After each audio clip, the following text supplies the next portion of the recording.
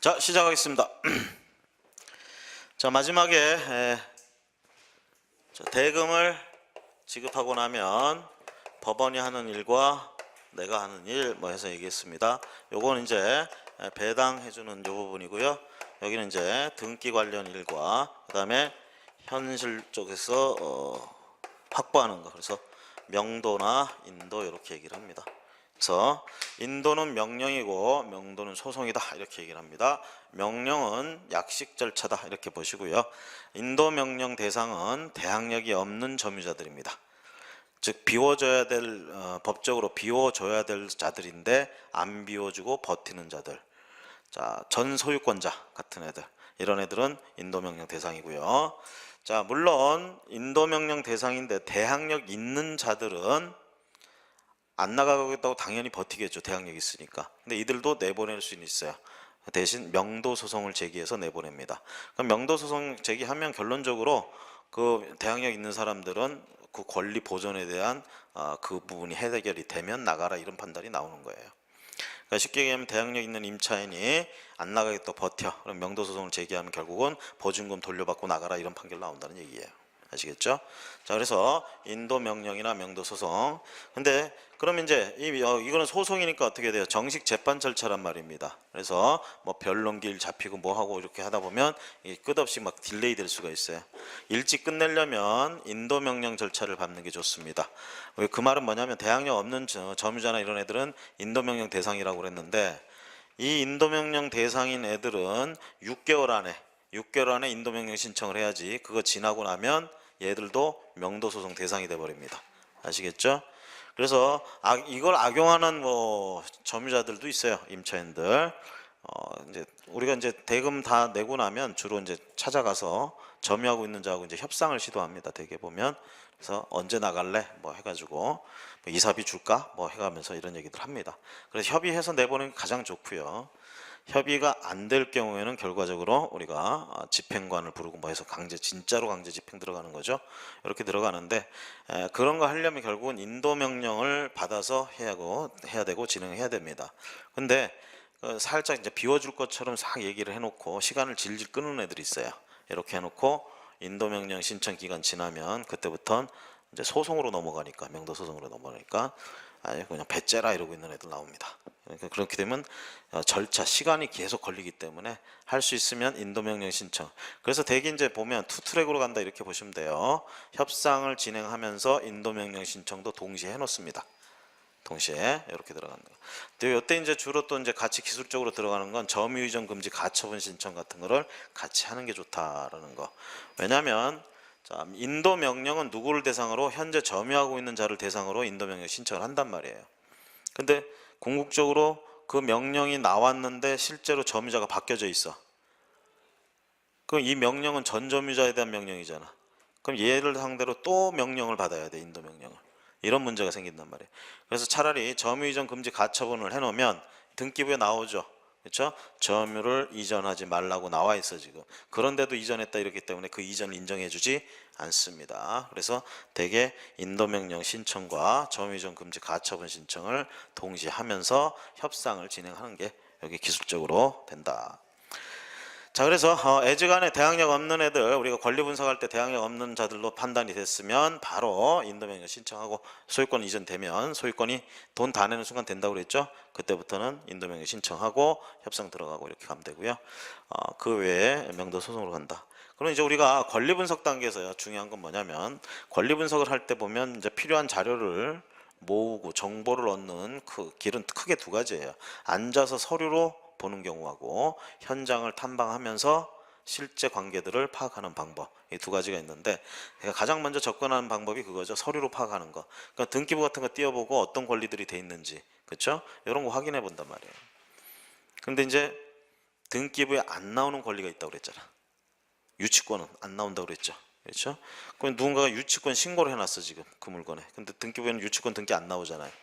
결론적으로 여기 유치권인지 인정이 되는지 안 되는지 아까도 말씀드렸지만 일정한 채권에 관해서 결련성이 있는 경우에 유치권이라는 담보물건이 인정이 된다고 그랬어요. 이건 법정 담보물건이라고 얘기를 하는데 자 그렇다면 결론적으로 그 요건에 맞는지 안 맞는지를 따져봐야 된다는 얘기입니다. 그리고 따져보고 그것이 공사대금 채권인지 아니면 필요비 상환 청구권인지 유익비 상환 청구권인지 이런 걸 따져보고, 자 이제 그거에 해당이 된다 그러면 유치권 인정해줘야 돼요. 결론적으로 유치권을 인정해주게 되면 어떻게 되죠? 유치권자는 유치권이 인정이 되니까 그 물건을 점유를 안 비워주고 계속 할 수 있다는 얘기예요. 물론 언제까지 할까요? 그 사람은 유치권자는 자기 채권 확보할 때까지, 돈 받을 때까지 하는 거야. 그죠? 여기서 이제 맹점이 뭐냐면요, 유치권자도 경매 신청할 수 있느냐 이 얘기예요. 아까 저당권자 경매 신청하잖아요. 유치권자도 경매 신청할 수 있느냐 이 얘기지. 그러면서 우리가 저당권은 배당받을 때 우선 변제권이 있다고 그랬죠. 응? 배당 순서대로 서가지고 저당권자는 배당받는 거다 그랬잖아. 그럼 유치권자도 배당받을 수 있느냐, 우선 변제권 행사할 수 있느냐 이 얘기죠. 우선 변제권이 있냐 이 얘기야. 자, 우리가 조심하실 거는요, 유치권자도 경매 신청은 가능합니다. 그럼 유치권자가 경매 신청하면 임의경매일까요, 강제경매일까요? 유치권은 담보 물건이에요, 채권이에요? 유치권이 채권이에요? 아까 뭐 어떻게 얘기했어요? 분류, 소유권, 담보 물건에 유치권 나오잖아요. 유치권은 담보 물건이에요. 등기부에 안 나온다 뿐이지. 그럼 유치권에 의해서 경매 신청한단 말이에요. 그러면 이론적으로 다 어떻게 돼? 임의 경매가 돼야 되는 거예요. 그렇죠? 자, 그렇게 해놓고 경매 들어갔어요. 그럼 이 유치권자가 유치권자로서 배당 요구할 수 있느냐 이 얘기지. 유치권에는 우선 변제권이 없습니다. 배당 요구 못 해요. 얘는 따로 그 채권에 대해서 채권을 뭐 가압류를 한다든가 이걸 가지고 배당 요구를 해야 돼. 그럼 그건 우선 변제권 없는 채권으로 하는 거니까. 그렇죠? 그러니까 유치권 가지고 배당 요구는 할 수가 없어요. 우선 변제권도 없고. 자, 그런데 그래서 그냥 경매 신청해서 경매 진행됐어. 그러니까 이제 낙찰자가 나타났어요. 그럼 유치권자가 낙찰자한테 내 공사대금 내놓으라고 요구할 수 있느냐 이 얘기죠. 이 얘기. 자, 그랬을 때 또 조심하실 거는 유치권자는 원칙적으로 그 채권 자체가 유치권이 담보해주고 있는 채권, 그 채권의 상대방한테만 요구할 수 있는, 청구할 수 있는 권리예요. 그러다 보니까 어떻게 돼? 공사 처음에 발주한 놈, 건축주겠죠. 걔한테 공사대금 청구를 해야지 낙찰자한테 청구할 수는 없습니다. 아니 그럼 뭐야 이게? 유치권자가 그러면 낙찰자한테 돈 내놔 이 소리도 못하고 그러면 유치권 있으나 마나네? 아니에요. 돈 달라는 소리는 못하지만 유치권자로 인정이 되기 때문에 계속 유치하고 있으면 되는 거예요. 그럼 누가 복창 터져?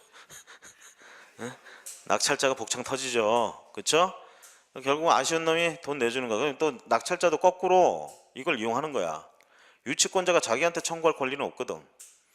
그러니까 낙찰 받아놓고 안 가요 그냥. 1년이고 2년이고 그냥. 그럼 유치권자가 이제 미치는 거야. 누군가 와서 주면 나갈 생각인데 안 줘. 자, 이런 상황들이 이렇게 벌어질 수도 있다는 얘기죠. 대개 이제 이런 경우에 결과적으로 유치하고 있는 사람은 유치권자라고 주장하지만 또 대개 아니라고 또 낙찰자들은 막 주장을 합니다. 그러면서 유치권자들이 채권 신고 금액 자체를 부풀려서 해놔요. 대개 공사대금 같은 거 들어간 것보다 막 몇 배씩 불려서 이렇게 청구해 놓는단 말이야. 유치권 신고를 해놔요. 그럼 이제 대개 이제 우리는 딱 보면 이게 무슨 채권이다 그러면 대충 그 지역에 어느 정도 해가지고 얼마 정도 나온다는 게 나오거든 답이. 그럼 이제 그 돈 물어줄 생각 가지고 낙찰 받는 거예요 지금. 그러니까 그만큼 떨어졌을 때 받아야겠죠. 그렇죠? 자, 이렇게 받아놓고 이제 유치권자하고 이제 실강이 벌이는 거예요. 자, 명도 소송 제기합니다. 그럼 유치권자 명도 소송 제기당했죠? 자, 그렇게 되면 이 판결을 어떻게 나오느냐 이 얘기예요. 유치권자한테 유치권이 인정이 돼 지금. 근데 나는 소유권자잖아. 소유권자가 지금 뭐 한 거야? 명도 해달라고 반환 청구 소송 제기한 거예요 지금. 그럼 이제 법원에 판사가 이제 판단을 해야지. 이게 소유권자한테 돌려줘야 될 건지, 유치권자한테 계속 점유를 시켜줄 건지, 그렇죠? 누구 손을 들어줘야 되느냐 문제죠. 둘 다 지금 권리가 인정이 되는 거예요 지금. 자, 그래서 판결이 뭐가 나오냐면 우리는 대개 이제 소송이 들어가면 원고가 이기면 원고 승소, 그렇죠? 원고가 지면 원고 패소. 이 두 가지 판결이 있습니다. 승소 아니면 패소. 자, 그런데 여기 제3의 방법에서 원고 일부 승소라는 게 있어요. 그래서 이 경우에 소유권자가 지금 원고죠. 원고 일부 승소 판결이 나옵니다. 그 얘기는 뭐냐면 원고 얘기도 들어주고 유치권자 권리도 인정해주고, 판결문에 뭐라고 나오냐면 유치권자는 그냥 비워줄 필요가 없다. 원고가 돈 주면 비워줘라. 이렇게 나와요. 이게 원고 일부 승소예요. 원고 말을 아예 안 들어준 건 아니잖아. 들어줬죠? 그렇다고 유치권을 완전히 배제한 것도 아니고요. 그래서 이렇게 판결이 나옵니다. 일부 승소 판결이 나온다는 거. 자, 이렇게 나오면 결론적으로 원고가 이제 돈을 내주는 수밖에 없어요. 그래야 명도해 주라고, 그래야 나가라고 판결이 나왔으니까 이렇게 처리가 된다. 그래서 유치권 같은 경우에 이제 그런 뭐랄까 에피소드라고 할까, 이제 뭐 그런 얘기들이 좀 있는데, 결론적으로 저번에도 한번 말씀드렸지만 유치권의 경우에 인정되는 범위가 그렇게 넓지가 않습니다. 굉장히 좁다라는 거. 그래서 유치권 신고했다 그래서 우리가 겁낼 물건은 아니다라는 거. 혹시 또 그런 물건에 이제 또 큰 수익이 있을 수도 있어요. 그래서 그럽니다. 우리가 흔히 특수물건 이런 경매 쪽에서는 얘기를 하는데, 특수물건만 막 이렇게 들여다보고 막 그러는 분들이 있어요. 지금은 좀 그럴 수밖에 없는 게, 일반적인 것들은 사람들이 많이 공부해 가지고 달려들다 보니까 금액이 많이 올라갔어요. 그래서 별로 재미가 없어. 결론적으로 사람들이 손 안 대는 물건에 이제 손을 대야 되는데, 그런 거 이제 얘기하는 것처럼 유치권이 있는 것이라든가 또는 법정지상권이 성립하는 거, 뭐 이런 것들, 또는 대지권 미등기의 건물이나 뭐 이런 것들이 우리가 특수물건으로서 많이 사람들이 얘기들 한다. 이럴 때 함부로 잘못 손댔다가는 이제 망가질 수가 있죠. 제대로 하나 건지면 엄청난 수익이 오지만요, 잘못 손대면 두고두고 참 슬픈 일이 될 수도 있고, 그래서 그런 부분 잘 하면 된다, 이렇게 보시면 되겠습니다. 자, 이렇게 해서 경매가 끝납니다. 자, 이렇게 끝나죠. 절차 어려워요? 솔직히 낙찰 받으려는 투자자 입장에서는요, 어떻게 시작하고 자시고 다 필요 없어요. 그냥 딱 공고 떴을 때 이놈이 마음에 드는 놈이 떴는지 안 떴는지 이거 찾는 게 제일 중요합니다. 그러니까 우리 입장에서는 뭐가 중요하냐면 물건 검색하는 게 힘들어요. 검색하는 게. 여러분들 그 물건 검색한다 그러면 어디서 검색해요? 인터넷으로 주로 하죠. 요즘 많이 좋아져 가지고. 옛날 같으면 어떻게 돼요? 찌라시라고 그러는데, 일간지 같은 것들이, 일간지라기보다 주 단위로 해가지고 그 주간 뭐 이렇게 잡지식으로 해가지고 이렇게 해서 뭐 세계일보니 뭐 계약경제니 뭐니 이런 데서 이렇게 찌라시처럼 나오는 게 있어요. 법원의 공고와 그 다음에 자기 나름대로의 아르바이트생들 고용해가지고 내용들 다 캐치해서 이렇게 만든, 우리가 정보지라고 얘기하죠. 이런 것들을 구독해가지고 보게 되는 거예요, 우리가. 근데 이제 요즘은 인터넷 세상이 되다 보니까 이거 하던 사업하던 애들이 전부 다, 가장 대표적인 주자가 지지옥션이라고 혹시 들어보셨는지 모르겠네요. 얘들이, 지지옥션이 어떻게 보면 첫 주자는 아닌 것 같은데 얘들이 지금 가장 유료 사이트로서는 세게 나가고 있고, 그 외에 이제 기왕에 나왔으니까 인터넷 사이트 같은 것들 혹시 모르시면 소개를 해드릴게요. 뭐 무료 사이트 하나 있어요. 체스터 옥션이라고 하나 적어놓으세요. 체스터 옥션. 여기는 회원가입도 무료고요. 그냥 정보 내용들 보는 것들 다 무료니까 여러분들이, 대신 여기 회원가입하면 전화 올 겁니다. 여러분들한테 관심 있는 물건 저희가 찾아드릴게요 이러면서 와요. 그러면 됐습니다 하고 끊으시면 됩니다. 그리고 이용만 하세요. 그 다음에 우리가 볼 거는 뭐냐면 국가가 해주는 거, 대법원 사이트, 그렇죠? 거기 들어가시면 법원 경매 클릭해가지고 들어가면 부동산 경매, 뭐 동산 경매 나눠주고 부동산 경매 보시면 되겠고요. 그리고 모든 정보의 기준은 그 사이트입니다. 대법원 사이트. 그래서 아까 말씀드린 뭐 체스터 옥션이나 또는 아직도 여전히 그 잡지식으로 그 나옵니다. 그 정보지가 나오는데 거긴 다들 뭐라고 하냐면 법적 책임이 없다는 내용들이 나와요. 잘못된 내용들에서 아주 요만한 글씨로 이건 참고 자료로 써라 뭐 이러면서 이렇게 나옵니다. 그래서 그 부분, 그래서 항상 보면, 근데 이제 중요한 건 뭐냐면 정보지나 이런 아까 말씀드린 그런 사이트는 민간 사이트들이다 보니까 얘들은 쉽게 얘기하면 시장 논리, 서비스 논리가 있어요.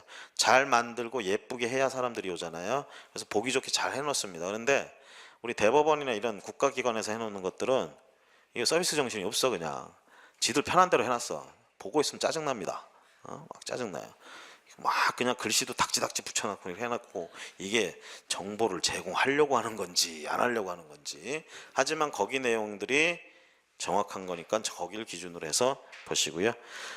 그렇게 일단 기본적인 건 대법원 사이트 거기에 있고, 그 다음에 무료 사이트 뭐 체스터 옵션 이런 게 있으니까 꼭 이용하시고요. 우리가 결과적으로는 경매 물건이 나왔다 그러면 어떤 물건을 내가 관심 있게 보고 그 물건을 사고 팔고 투자하고 말고 이런 거를 생각하는 이 과정, 메커니즘. 어쨌든 그러려면 처음에 뭘 해야 돼? 물건을 찾아야 돼요. 그 물건을 찾는 이 과정. 자, 경매 물건은 굉장히 많이 쏟아져 나옵니다. 그렇죠? 그런데도 여전히 사람들은 많이 경매에 대해서 좀 낯설어하고 두려워하고요. 그러다 보니까 경매 시장에서 참여해가지고 낙찰받는 사람들이 이렇게 많이 공부들을 하더라도 여전히 적어요. 여전히.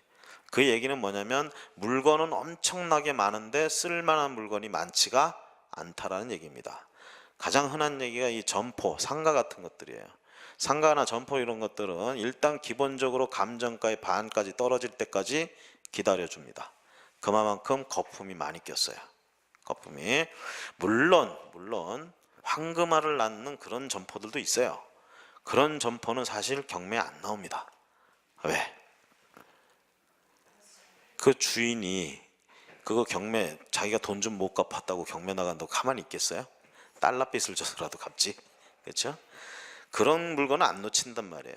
근데 그런 물건들이 경매 시장에 나왔던 때가 있어요. 과거에. 단군 이래 가장 호황이었고 가장 골라먹는 재미가 있었던 때, 경매에서. IMF 때. 이때는 회사들마다 막 자금 흐름이 이게 망가져가지고 뭐 부도나고 뭐 이런 문제들 막으려고 자기들 가진 부동산들 그냥 처리하거나 아니면 결국은 경매 들어오고 이렇게 해가지고 쓸만한 물건들이 진짜 많이 나왔어요. 그때는. 그때 샀던 분들, 낙찰 받으신 분들, 물론 저는 그때 부동산에 관심이 없었어요. 그런 것도 있는지도 몰랐고. 그죠? 근데 이제 나중에 이렇게 관심 가지고 뭐 할 때 보니까 그때 이미 사뒀던 분들이 샀던 가격의 3배, 4배 실현하고 있을 때였어요. 대단하더라고, 보니까. 대단하더라고. 그래서 그때 그랬는데 그 이후로는 여전히 그렇게 그닥 쓸만한 물건은 나오지 않고 있습니다. 근데 간혹가다 덩치 큰 물건들 있죠? 큰 거.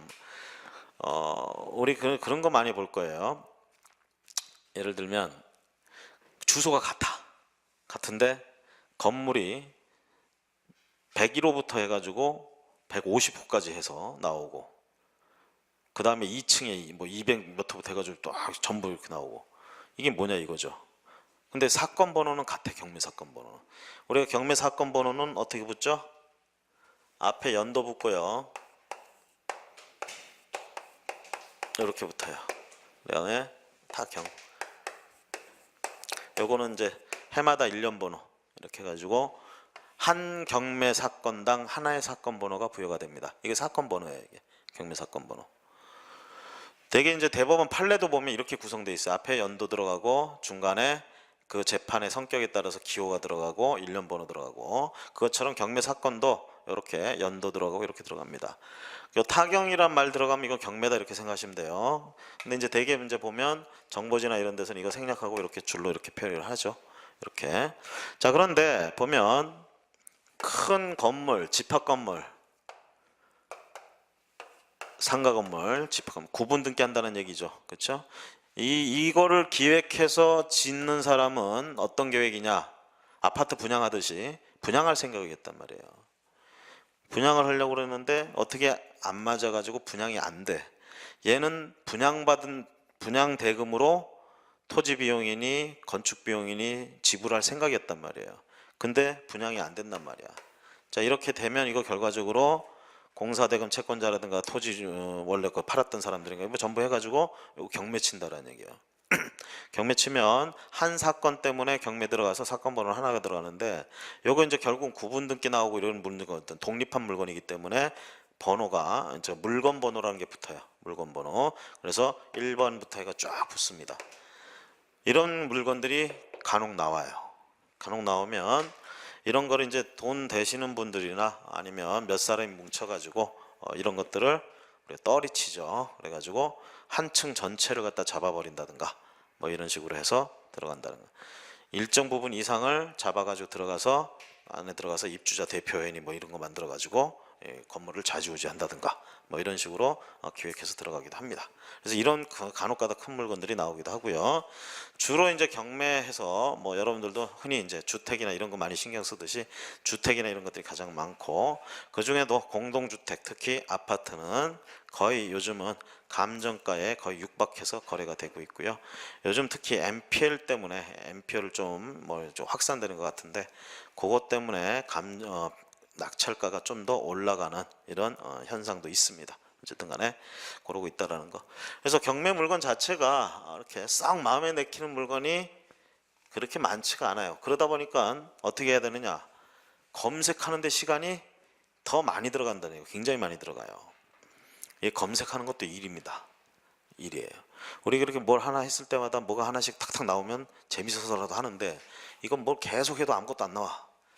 그런데도 해야 돼. 얼마나 지루하고 따분해. 그래서 검색하는 게 굉장히 진짜 나중에 보시면 여러분들 힘들고 짜증나는 일이라고 아실 거예요. 여러분들 혹시 주식 투자나 이런 거 해보셨는지 어쩐지 모르겠는데요. 주식 투자할 때도요, 자기가 공부해서 이렇게 한다 그러면 결론적으로 분석해야 될 거 아니에요. 그죠? 그럼 상장사 그 1000몇 개 되는 거, 그거 분석 언제 합니까? 하다가 한 2개 하다가 때려칩니다. 그렇죠? 그리고 그 다음에 뭐 해요? 아는 증권사 직원한테 전화하죠.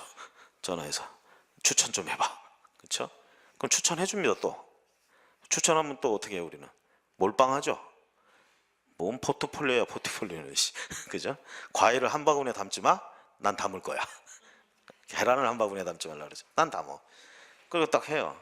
그럼 그 결과는 어떻게 돼요?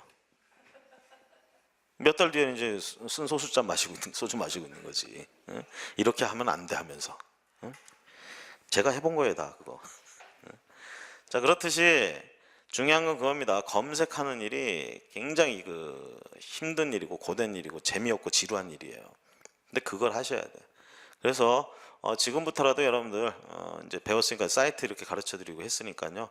아무것도 몰라도 들어가서 계속 한번 보세요. 보시면서 뭐 그림이라도 요즘 나오니까 그림이라도 감상하시고 이렇게 하면서 나름대로 기준 한번 세워가지고 좋은 물건, 내 딴에 하고 싶은 거, 물건 이런 거 한번 찾아보는 시간들을 지금부터 자주 좀 가지시는 게 좋습니다. 검색이라는 것도 결국은 자주 해본 사람이 잘 하게 돼요.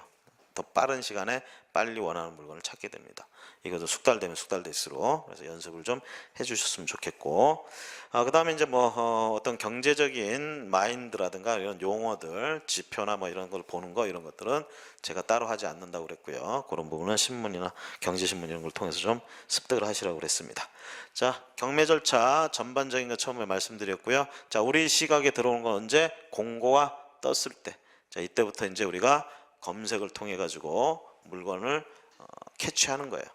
캐치해 가지고 그 전에 이제 여러분들이 생각해야 될 게 뭐냐면 투자 기준, 투자 철학, 이걸 나름대로 가지고 계셔야 돼요. 본인들이 이런 생각이 없이 그냥 달려드는 걸 우리가 묻지마라고 얘기합니다. 묻지마. 이런 거는 백전백패예요. 나중에 보면 어쩌다 운 좋게 하나 때려잡았다 하더라도 그 추억을 가지고 한 번 더 하면 망하게 돼 있어요. 이게 도박하고 똑같습니다. 제 친구 중에 아주 훌륭한 친구가 있는데, 이 친구가 정성 카지노에 들렀다가 돈을 따는 바람에 망가졌어요. 첫날 돈을 땄어요. 그렇죠?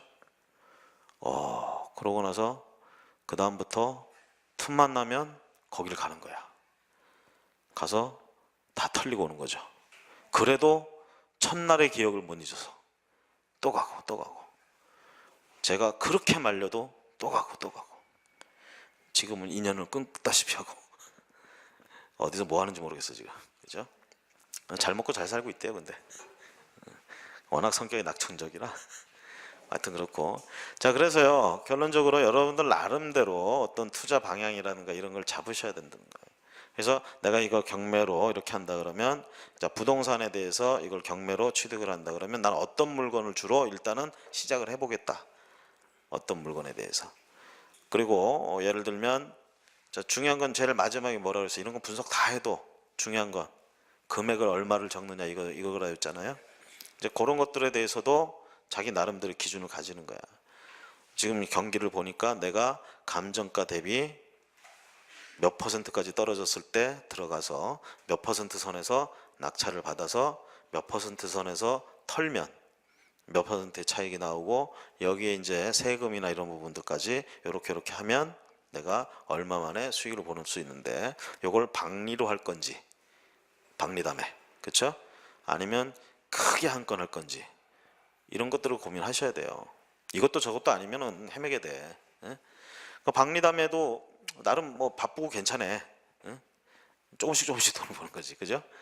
근데 이제 한 방에 한다 그러면 굉장히 오랫동안 기다려야 되는 이런 문제가 생길 수도 있어요. 자, 그리고요.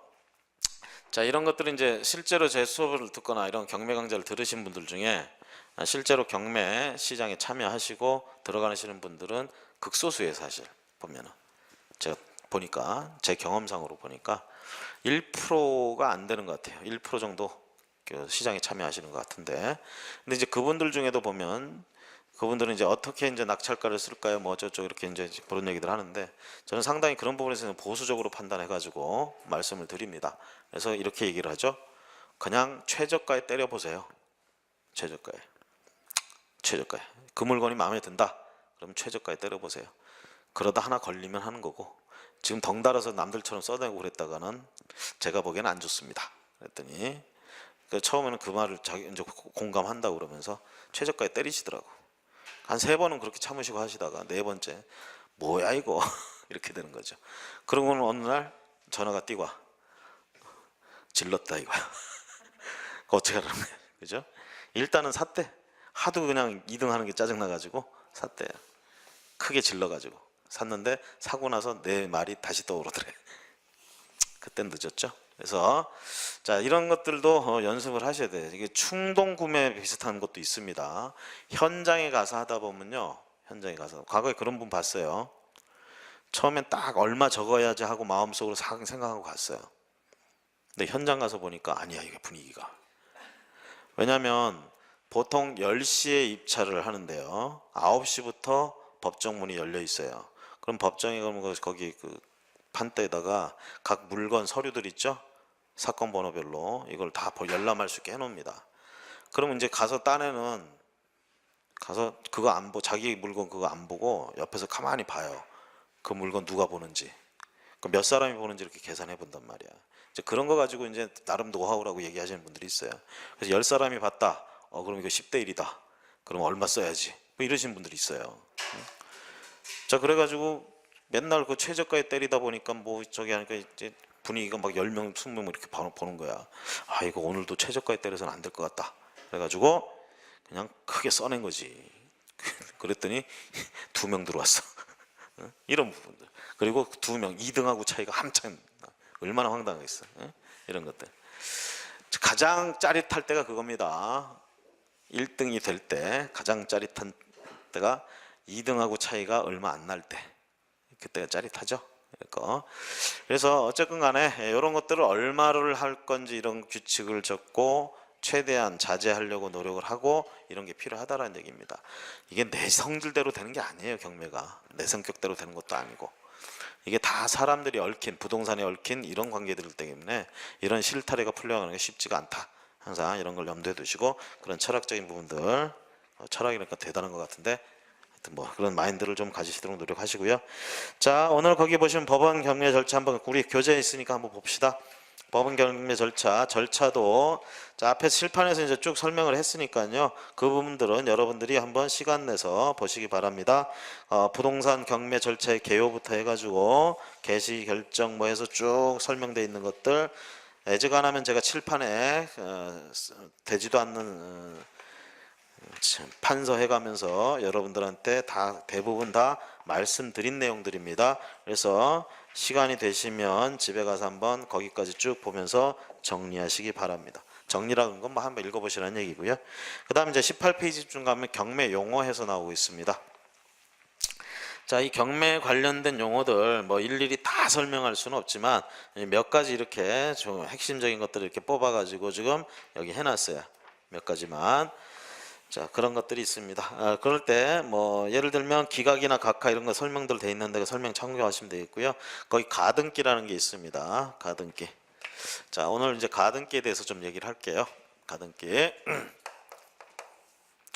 먼저 그 전에 그 주택 분류나 한번 더, 제가 주택 분류 해드렸나요? 안 했죠? 한 번 더 해보면 뭐 다른 자잘한 뭐 기숙사나 이런 거 무시하고요. 기본적으로 주택만 놓고 분류한다 그러면 단독주택과 공동주택이 있다. 이거 말씀드린 것 같은데 아닌가요? 안 했죠? 어제 얘기니까 분명하죠? 안 했죠? 자, 단독주택이 있고요. 공동주택이 있습니다. 요 기준, 요 구분은 주택법에 따라 하는 겁니다. 그럴 때 단독주택은 다시 크게 보면 말 그대로 단독과 다가구 주택 여기 있고요. 공동주택은 아파트라는 게 있고 연립이 있고 다세대가 있습니다.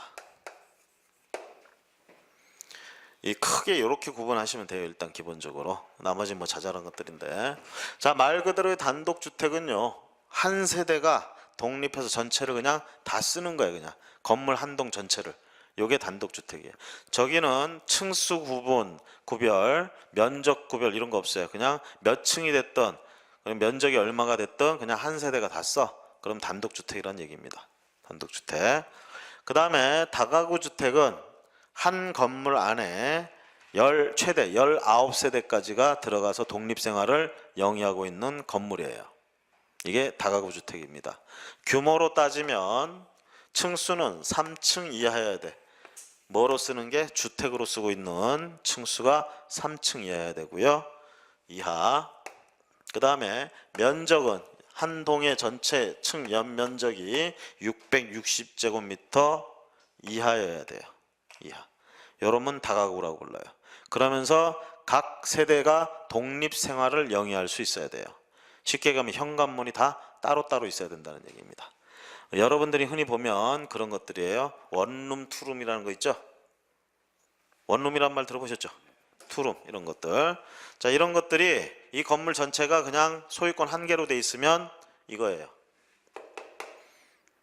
근데 그것도 구분 등기할 수가 있습니다. 집합 건물처럼 할 수가 있어요. 이렇게 되면 열로 가요. 아시겠죠? 그래서 우리가 원룸, 투룸은 법률상의 용어는 아닙니다. 아닌데 법률상 주택의 용어 종류는 이거예요. 이거고.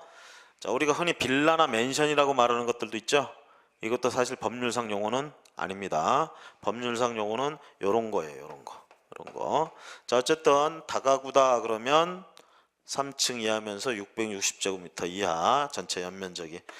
자, 그러니까 주거용으로 쓰이는 공간이 3개 층이어야 되고 여기에 각 층의 면적 요거를 다 합쳤을 때 660제곱미터가 안 돼야 된다는 얘기입니다.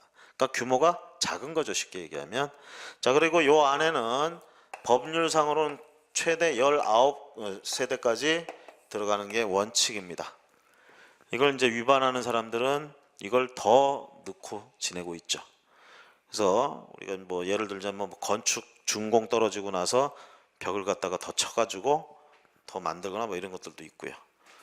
물론 이런 위반 사항들은 신고 들어가서 나와서 보게 되면 발각됩니다. 근데 이제 그런 게 없으면 아무도 모르죠. 그렇죠? 자, 어쨌든 요거 이렇게 되고요. 자, 그다음에 요거 있습니다. 이런 건물들 보셨을 거예요. 여러분들 보면 1층에 기둥만 있어요. 비어 있고 기둥만 있어. 거기 대개 주차장으로 쓰고 있습니다. 이런 구조를 우리가 필로티 구조라고 그러죠. 필로티 구조. 자, 필로티 구조로 1층을 띄웠어요. 그러면 이건 층수에 안 들어갑니다. 층수에 안 들어가요. 이거는 그러니까 뭐야? 요 위에 한 층 더 이렇게 해가지고 요게 주거 공간은 3개 층 이렇게 되는 거죠. 그리고 요 면적들을 합치는 거고요. 요거는 여기서도 마찬가지예요. 여기서도 필로티 구조. 자, 그 다음에 이제 아파트는 면적에 대한 얘기 없습니다. 그냥 층수가 주거용으로 쓰이는 공간의 층수가 5층 이상이면 아파트예요. 그러면서 구분 등기가 돼 있어야 돼. 101호, 102호, 103호. 자, 우리 등기부로 얘기하자면요. 여기까지는 아까 등기부 3세트로 구성되어 있다고 그랬죠. 표제부, 갑구, 을구. 그 다음에 여기부터는 표제부가 2개입니다. 아시겠죠? 여기서부터는 표제부가 2개, 이쪽은 그리고 구분 등기라고 표현하고요. 여긴 그냥 일반 등기예요. 자, 그러면 아파트면서 5층 이상 그리고 구분 등기 돼 있어야 되고 독립 생활을 할 수 있게끔 돼 있어야 된다. 이게 아파트. 그 다음에 연립주택하고 다세대 주택은 층수로는 4층 이하. 5층 아파트하고 확실하게 구분되는 게 이거예요. 층수. 주거용으로 쓰이는 층수가 4개층 이하. 이러면 요거 아니면 요거야. 연립 아니면 다세대. 그럼 연립하고 다세대가 층수로는 같을 수가 있겠죠. 그렇죠? 그럼 어디서 차이가 나느냐? 면적에서 차이가 납니다. 660제곱미터 이것도 660제곱미터를 기준으로 660제곱미터 연면적 한 동의 전체 연면적이 660제곱미터를 초과하면 연립이고 이하면 다세대예요. 여러분들이 흔히 빌라 맨션 해가지고 평수 큰 것들 있죠. 102호가 100평이야. 100평. 100평이면 면적 제곱미터로 하면은 300 뭐 이렇게 되겠죠? 그렇죠? 그거 2개만 있어도 이거 넘겠네. 씨. 예? 자, 이런 것들 있죠. 이런 거 되게 연립주택이에요. 평수가 큰 빌라나 맨션 이런 것들은 되게 보면 돈 많은 사람들이 이런 데 많이 살아요. 연립주택. 흔히 또 요즘 연예인들 있죠. 저쪽 가보면은 얘들 아파트에 안 살고 이런 데 많이 삽니다. 그 동네 가보면 그 동네가 어딘지는 저도 잘 모르겠지만 예, 자, 초과하면 연립주택, 안 되면 다세대. 각 층의 면적을 다 합쳤을 때. 그렇죠? 요게. 그러면서 구분 등기가 돼 있어야 된다. 이런 기준으로 보고요. 여기도 필로티로 1층을 띄우면 거기는 들어가지 않고 산정하지 않고요. 자, 그다음에요. 이러다 보니까 어떤 부분에서 다세대하고요. 요 다가구가 외관상 규모가 비슷할 수가 있어. 왜? 얘를 3층으로 지어. 4층 이하니까 3층까지도 할 수 있겠죠? 원하면. 그렇게 해놓고 101호, 102호 이렇게 붙여놔. 그럼 외관상 봤을 때 이놈하고 별 차이가 없어요. 이놈도 660 이하로 짓잖아. 그럼 보면 이놈인지 헷갈린다. 이럴 땐 등기부를 띄워보면 된다는 얘기죠. 등기부에 보면 얘처럼 나와요. 얘는. 그렇죠? 표제부 2개. 얘는 그냥 얘처럼 일반 건축물. 표제부 하나. 이렇게 나온다. 보시면 되겠습니다. 그런 차이점. 자, 이게 우리가 주택 이렇게 얘기를 하고요.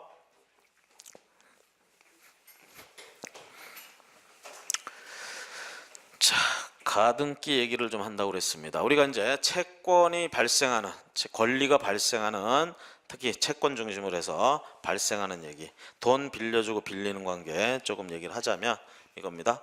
자, 일단 기본적으로요, 갑하고 을하고, 자, 갑의 물건, 부동산을 뭐 매매 계약을 한다고 했습니다. 매매 계약. 자, 그런데 아까 환매 얘기 잠깐 했죠. 환매. 이거를 매매 계약할 때 동시에 환매 특약을 했어. 이런 거 왜 하느냐 이 얘기죠. 아니, 쉽게 얘기하면 다시 살 거 왜 팔아? 그 얘기예요. 다시 살 걸 왜 팔아? 안 팔고 안 사면 되잖아. 근데 뭐 굳이 팔고 다시 사냐 이 얘기지. 얘가 지금 얘한테 팔고 다시 산다 이 얘기예요. 매매는 얘가 매도하고 얘한테 다시 산다 이 얘기야. 이것까지 하면. 이걸 왜 하느냐 이 얘기죠. 왜 하긴? 돈이 필요하니까. 그래서 자, 매매하면 어떻게 되죠? 얘가 매매대금 주죠. 이게 사실은 대부금이에요. 이게 빌린 돈이야. 이게 빌리는 돈. 그리고 이 물건이 요로 소유권 이전 등기가 되는 거예요. 이게 볼모가 되는 거예요. 이게 담보가 되는 거예요. 매매 계약을 통해서. 그렇죠? 이런 거를 매도담보라고 얘기하는 거예요. 매도담보. 소유권을 넘겨주고. 그럼 보세요. 을 입장에서는 갑이 돈 안 갚으면 어떻게 하면 돼요? 응? 저거 대부분 돈 빌려줄 때 저당권 설정한다 그런 거 한번 해봅시다. 그럼 돈 안 갚으면 을은 뭐 해야 돼? 아니, 저당권을 설정했을 경우 을이. 갑이 돈을 안 갚아. 을은 어떻게 해? 자기 채권을 해소하려면 어떻게 해야 돼? 경매 신청해야지 뭐. 그렇죠? 그럼 경매 신청해서 아까 얘기한 절차 쫙 밟아가지고 누군가가 낙찰자가 나타나서 짜잔하고 낙찰받을 때까지 6개월, 1년 이렇게 갈 수도 있단 말이에요. 그나마 자기가 배당순위 1순위일 때 거의 채권을 다 찾을 수가 있다는 얘기지. 그 좀 채권자 되려는 입장에서는 뭔가 조금 찝찝해. 확실한 물건이긴 한데 조금 더 화끈한 게 없을까 찾아보니까 얘한테 돈 주고 이거 소유권 이전해 놓는 거야. 이거 이전해 놓으면 어떻게 돼요? 나중에 갑이 돈을 안 갚아.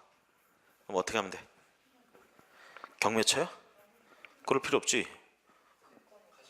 그냥 가지면 되고 자기도 돈이 필요하면 자기 팔면 되잖아. 자기 거니까. 얼마나 간단해. 그쵸? 자, 그래서 이걸 이렇게 하는 거야. 이런 걸 우리가 매도담보라고 그래요. 소유권 이전형 담보물건이죠. 소유권 이전형. 응? 소유권을 이전해 놓는 거. 그러니까 근데 이제 문제는 뭐냐면 얘 입장에서는 지금 돈 빌리는데 이거를 소유권 달라고 하니까 얘가 담보로 달라고 하니까 그럼 소유권을 이전 등기 해줘야 되는데 그 원인을 우리가 솔직히 얘들 계약은 뭐예요? 소비대차 계약이죠. 어? 소비대차 계약인데 매매계약이라고 하고 어떻게 보면 이거는 가장행위예요. 지금 가장인데 이렇게들 해. 그래서 매매계약이라고 하고 매매대금 쪽으로 주는 거예요. 지금 그러면서 소유권 이전 등기를 해놓는 거야. 실질 내부적으로는 소비대차 계약했고 대부분 빌려준 거예요. 그리고 얘는 담보로 제공한 거고 뭐를 소유권을 안 갚으면 어떻게 소유권 가져버리는 이런 관계란 말이지. 이런 거를 양도담보라고도 또 얘기를 해요. 비슷하게 얘기를 하자면 양도담보는 꼭 매매 방식이 아닌 소유권을 이전하는 건 전부 양도담보다 이렇게 얘기를 해. 양도담보.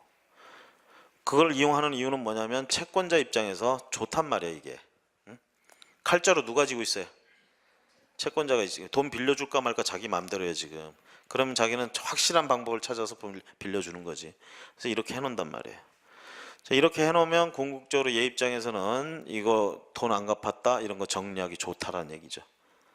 그럴 때 매도담보 방식은 이제 매매 방식으로 해가지고 이전해 놓고 이렇게 가면 좋은데 중요한 건 이렇게만 해놓으면 얘가 나중에 돈 갚으려고 돈 들고 왔어. 근데 얘가 지금 지명의로 돼 있으니까 팔아치울 수도 있겠죠. 이러면 되찾을 수 없는 이런 상황이 돼버린다는 얘기야.